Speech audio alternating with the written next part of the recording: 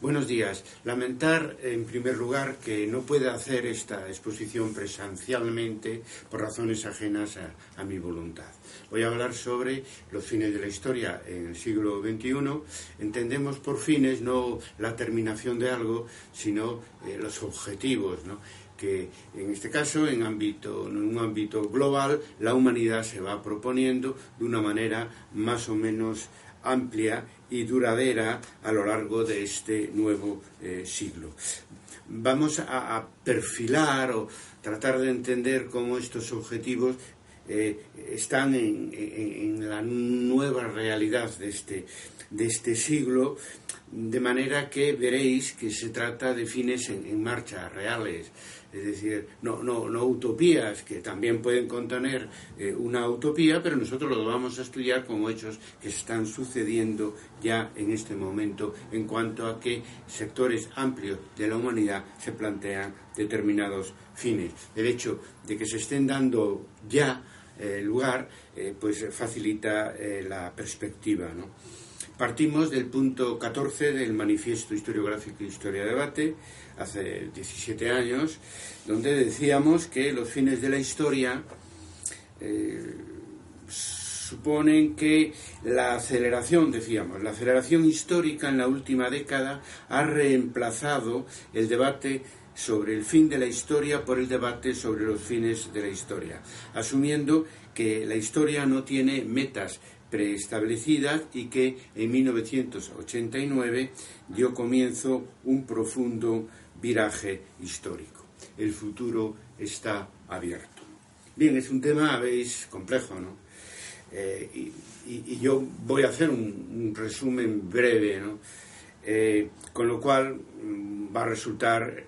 insuficiente la argumentación, pero prometo en otra ocasión, tiempo y lugar, de exponer esto mismo de manera más amplia. Estamos en una sorpresiva transición respecto a los vaticinios del final de la historia entre el siglo XX y el siglo XXI, que genera aún una globalización muy potente, pero muy desigual, tanto en lo social como en lo geográfico. Nunca debemos olvidar que el motor de esta transición acelerada que está marcando el nuevo siglo inesperadamente en tantos aspectos es la revolución científico-técnica que estamos viviendo, nunca vista, inacabada, y que todavía puede dar enormes sorpresas positivas o algunas de ellas negativas si no engendramos maneras de controlar democráticamente la historia en este nuevo siglo. Hemos localizado 5 fines de ámbito global que vamos a exponer cronológicamente según han ido apareciendo. En primer lugar, lo que vamos a llamar, se llama mercado global, pero que no se refiere solo a la economía, sino al conjunto de la sociedad global que se está perfilando en este nuevo siglo. El mercado global es lo realmente existente, gira alrededor del libre comercio y se pretende que la política, la sociedad y la cultura gire también alrededor del libre comercio. Esto ha dado lugar a una gobernanza, un eufemismo, gobernanza del gobierno mundial, pero que ha tenido mucho éxito, una gobernanza internacional débil, fragmentada, ineficaz. Se llama el nuevo orden mundial, pero ya cada vez más se conoce como el desorden mundial. La prueba de carácter caótico, desordenado, al interés de unos pocos de este nuevo mundo global es la crisis del año 2008, emparentable a lo que fue la crisis de 1929, crisis que ha generado una gran recesión que ha tenido la duración de una década. Bueno, esta crisis provocada por los mercados financieros ha generado reacciones que probablemente crezcan todavía más en el futuro. En primer lugar, un movimiento de antiglobalización social que tuvo sus comienzos en 1999 con el movimiento altermundista, y después resurgió de otra manera, pero también coordinada globalmente con los indignados en el año 2011. Es muy probable que en la próxima década tengamos una nueva ola de indignación protagonizada, como en los dos casos anteriores, por la nueva generación, los millennials, los jóvenes que han nacido en este nuevo siglo que no le ofrece perspectivas de futuro y luchan por cambiarlas. Perspectivas y el nuevo siglo. Últimamente también aparece con mucha fuerza un movimiento de antiglobalización política estatal que ha tenido, su máxima expresión hasta ahora, pues en la victoria de Trump en Estados Unidos y antes de eso en el referéndum en favor del Brexit en Gran Bretaña. En ambos casos se defiende por razones un poco diferentes, pero también comunes, de oposición a la globalización económica. Se defiende el proteccionismo de los grandes estados, pues acabando con toda esta unanimidad de las élites del mundo actual, sobre todo en Occidente, pero también en otras áreas, en favor del libre comercio, del laissez-faire. Bueno, el efecto de esta crisis de 2008, de esta década de crisis, emplearemos de nuevo la palabra crisis porque es la adecuada, la crisis irreversible de la democracia representativa, incompleta de origen, pero todavía más incompleta a partir de todas las políticas de austeridad y de otro tipo que se han implementado a partir del año 2008. Ahora, más que nunca, necesitamos una democracia más participativa, más que nunca los políticos y las élites que nos gobiernan están desprestigiadas y necesitamos un nuevo sistema democrático más participativo, más directo y más global. Bien, 10 años después de la crisis de 2008, el mercado global nos obsequia, según un consenso bastante amplio entre los especialistas, nos va a obsequiar con nuevas crisis económicas. Una idea bastante extendida de que eso va a ser así, porque desde 2008 no se han tomado ni a nivel de los Estados-nación y menos globalmente medidas que impidan un nuevo desastre originado por los mercados financieros. Por lo tanto, se considera como bastante probable y no tan a largo plazo pues una crisis por la deuda pública y privada impagable, y también se habla de que la carestía de las energías fósiles pues ya está teniendo como consecuencia un incremento del precio del petróleo y que eso puede generar también una crisis o ambas cosas unidas. O sea, la perspectiva de la economía global en este sentido no es nada optimista. Toda vez, como insistimos, no se ha hecho nada por controlar los mercados financieros y una economía global que sigue caminando desbocada. El segundo fin de la historia al que hacemos referencia, que nace con el 11S del año 2001, es lo que ellos llamamos califato islámico, es decir, es la imposición de la ley islámica de la Sharia por la fuerza y contra la opinión no solo de otros estados, de los no creyentes islámicos, sino también de la población de los países musulmanes, donde se intenta implantar una visión guerrera y para muchos falsa del Corán a través de la guerra y del terror. Esto se está dando en el este y también hacia el sur del mundo global hoy en día. Es un proceso que desde el 11S pues ha avanzado muy rápidamente, últimamente protagonizado por el ISIS, pero que ahora vemos que en Oriente Próximo, que era donde se estaba concentrando toda la fuerza de esta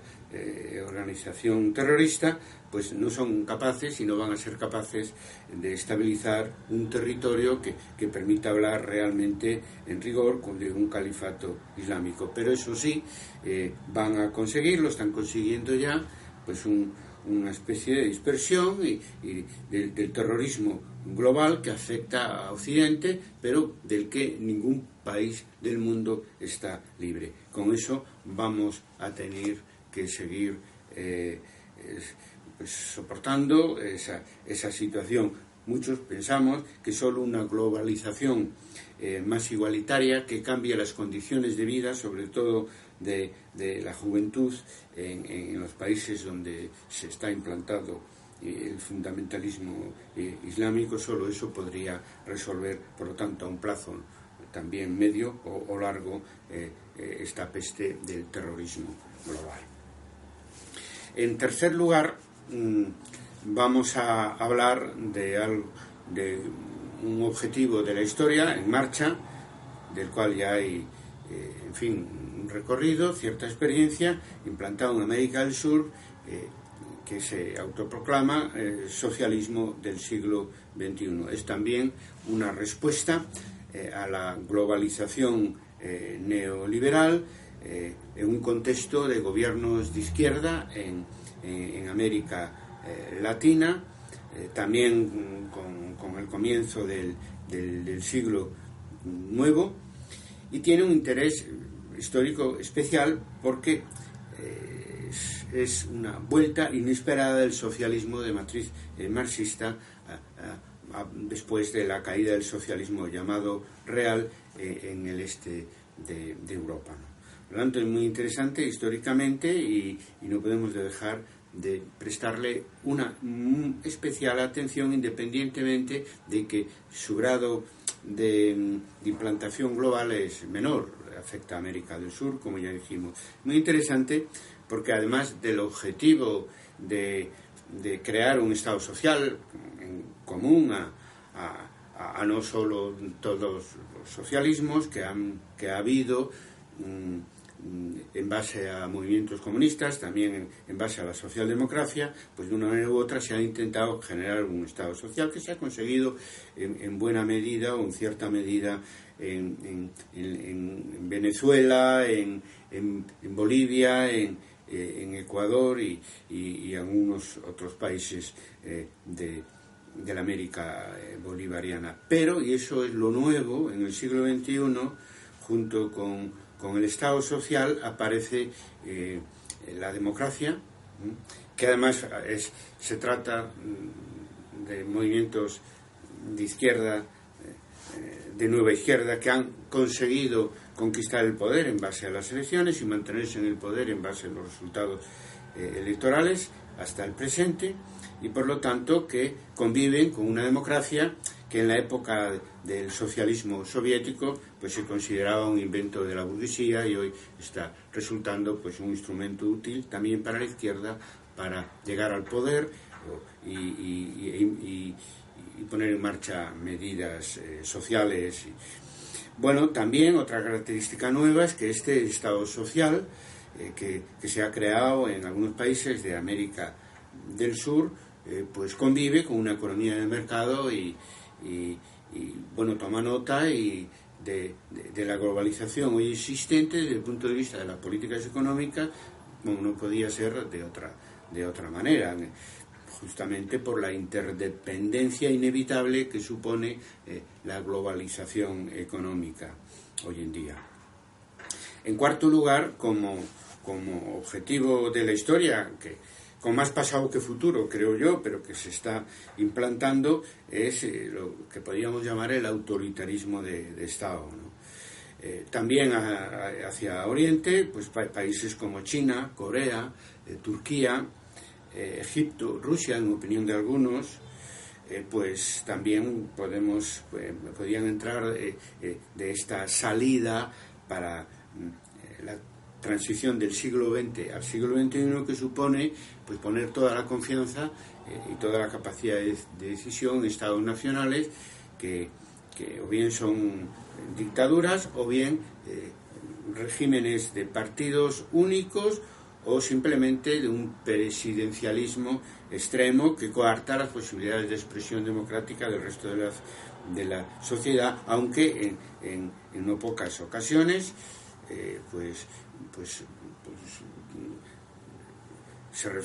tienen como referencia una democracia formal que no funciona en estas experiencias de autoritarismo de Estado. En el año 2008 también, curiosamente, los servicios de inteligencia de los Estados Unidos de América generaron un informe muy pesimista sobre el futuro del autoritarismo, no de opciones políticas, que también hoy en día se presentan a las elecciones, sino el autoritarismo del Estado, diciendo que está en auge en todas las partes del mundo, incluyendo en Occidente, o estaría en auge en todas las partes del mundo, incluyendo Occidente. Han pasado 10 años y no ha sido así, a diferencia de la crisis de 1929, que engendró el fascismo. La crisis del año 2008 pues, ha generado una demanda de más democracia en los sectores sociales más críticos que se han estado organizando globalmente, como el altermundismo y el movimiento de los indignados, lo cual quiere decir que no era cierta la previsión de la inteligencia norteamericana y que este autoritarismo de Estado, como ya decía, pues tiene más pasado que futuro, salvo que la crisis, las crisis económicas se repitan y la globalización en lo económico, pero también en lo político y en lo social, continúe así descontrolada a lo largo del siglo. Pero bueno, somos hijos de la Ilustración aún y nos mantenemos esperanza porque en un futuro feliz para la humanidad toda, no solamente para unas élites y para determinados países. Y además creo que tenemos la vía para ello, o creo que hemos localizado entre todas las propuestas y todas las prácticas de gobernanza que se están proponiendo en este nuevo siglo, creo que hemos encontrado aquella que merecería el mayor apoyo por los que, insisto, nos hemos formado en la Ilustración y en movimientos que luchaban por la emancipación social en el siglo pasado. Y así llegamos a la quinta meta que están en vías de conseguirse, quizás más en pañales que las anteriores, pero también más ambiciosa y más necesaria, que es la lucha por un gobierno mundial democrático. Se están alzando voces cada vez más importantes y con mayor intensidad, plurales además en este nuevo siglo, en favor de una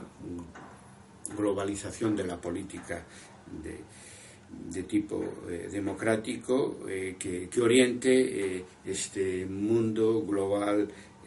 que camina sin ton ni son en estas dos primeras décadas del siglo XXI. Hay precedentes de esta propuesta de gobierno mundial. Esto se inició en el tiempo del humanismo, con Dante, después en la Ilustración con Rousseau y Kant, en el siglo XIX con Marx, que recordemos predijo la globalización del capitalismo y en función de eso propugnó una revolución mundial que tenía o debería tener, decía, una fase socialista y naturalmente coordinada desde un gobierno mundial, ¿no? También ya a principios del siglo XX Einstein propuso lo mismo, un gobierno mundial como garantía de paz, etcétera, y quiso ver pues en la Liga de Naciones, en la ONU, pues un embrión de lo que podía ser un gobierno mundial futuro y que no fue, bien lo sabemos, también porque la ideología neoliberal que rige aún la globalización, pues coarta, reprime o se opone directamente a todo lo que sea el desarrollo, como sabemos, del sector público y menos y todavía con más fuerza en el caso de que se trate de un sector público de ámbito mundial. Por lo tanto, el carácter desordenado de la gobernanza y disperso de la gobernanza actual es buscado, no es un fenómeno involuntario por los propios poderes económicos que para nada quieren que se cree pues un Estado mundial, simplemente, que en este momento, en mi opinión, favorecería más bien al conjunto de la sociedad que a las élites financieras que de manera cómoda están gobernando hoy el día el mundo, pues gracias a unos gobiernos marionetas en gran medida de este mercado global. Bueno, esta idea de un gobierno mundial democrático resurge,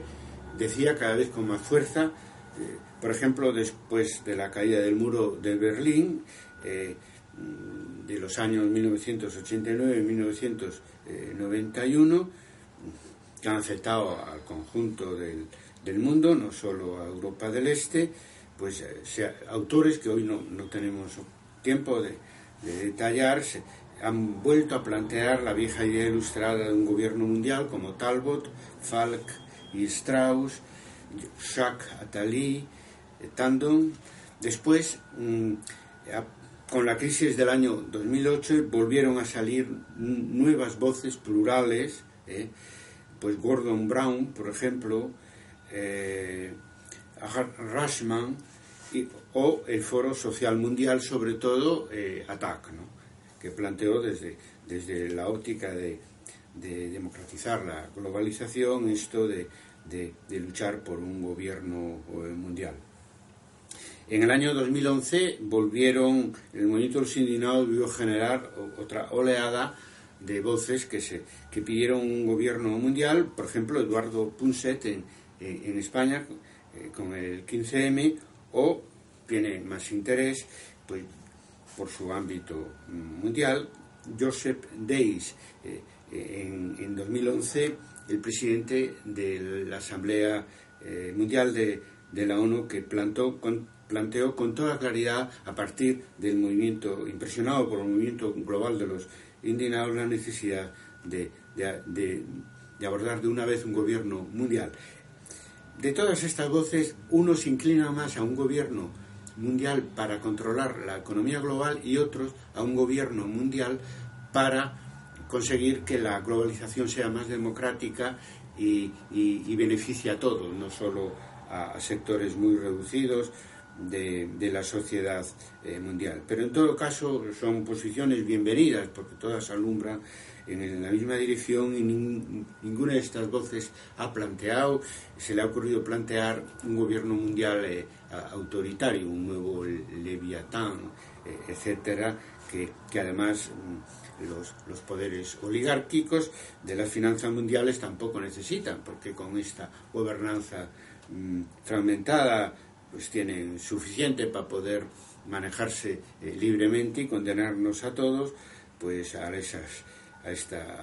ciclos de crisis económicas, pero también sociales, alimentarias, ecológicas que estamos viviendo. Bueno, después en esta misma década, después del movimiento de los indignados, pues también se alzaron voces en favor de un gobierno mundial, pues por ejemplo el Vaticano, tanto con Benedicto XVI como este mismo año con el Papa Francisco. También Bill Gates en la misma dirección. En general, lo que es el sector de las multinacionales vinculadas a las nuevas tecnologías, pues son naturalmente los más sensibles a esa posibilidad de un gobierno mundial, los que tendrían más que ganar, además, con ellos, sin duda. También José Mújica, el expresidente de Uruguay, ha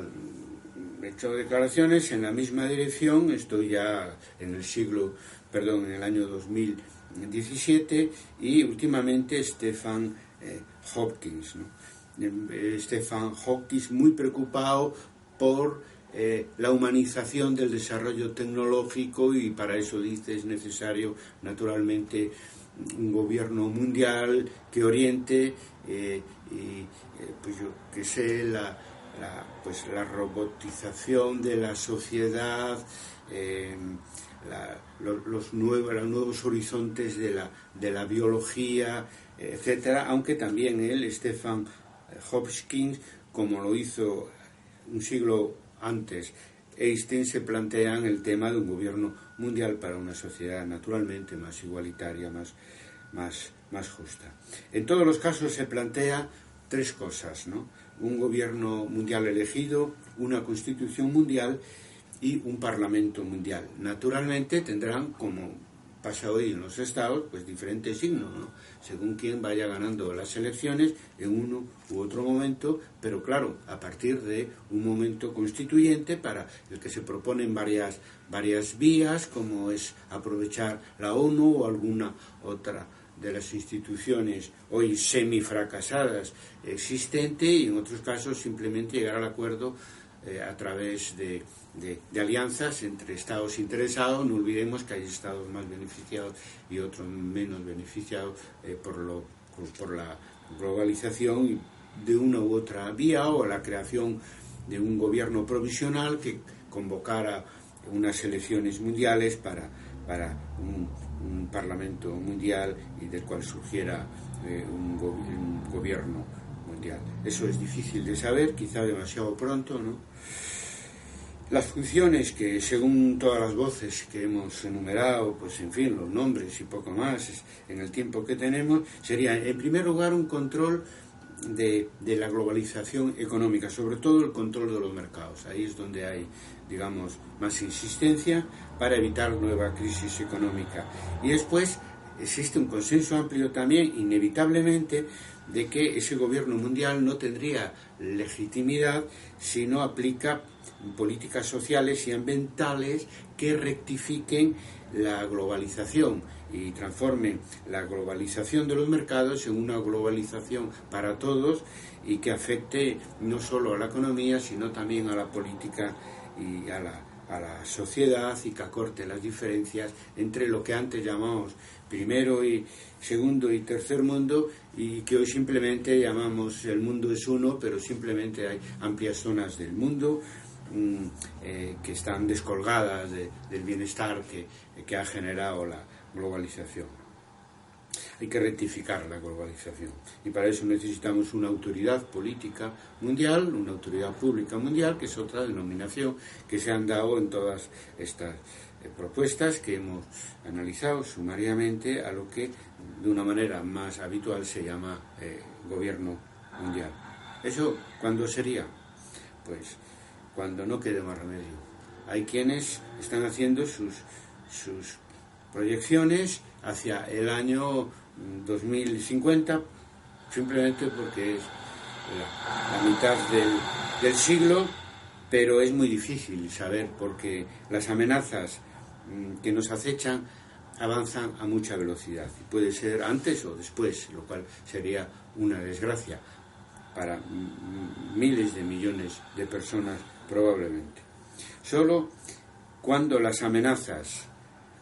sean muy intolerables y generen procesos de cambio de tipo social y políticos, y de manera que los que nos han gobernado hasta ahora en este nuevo siglo no puedan seguir gobernando de la misma manera, y eso ya veremos. Depende de cómo vayan las crisis económicas globales, la reacción ante unas desigualdades sociales y geográficas crecientes, el calentamiento global y toda la crisis climática, o el incremento demográfico combinado con las crisis alimentarias, ¿no? ¿Y cómo? ¿Qué hacer? Diríamos, nos haríamos la pregunta, aprovechando que estamos en el centenario de la Revolución Rusa, ¿no? Pues fomentar, como hasta ahora se está haciendo por parte de movimientos sociales, opciones políticas, instituciones, la democracia participativa, y extender y fortalecer la comunidad global hoy realmente existente, crítica con el mundo que nos quieren imponer, que estamos sufriendo, una comunidad global crítica dentro y fuera de Internet, una comunidad global crítica dentro y fuera de las instituciones políticas hoy existentes, tanto en el ámbito del Estado como sobre todo en el ámbito internacional. Nada más en este siglo crítico en el que nos hemos adentrado. Como historiadores proclamamos de nuevo la vigencia de la relación pasado, presente y futuro, analizar el pasado para criticar el presente y construir un futuro mejor para la humanidad. Muchas gracias.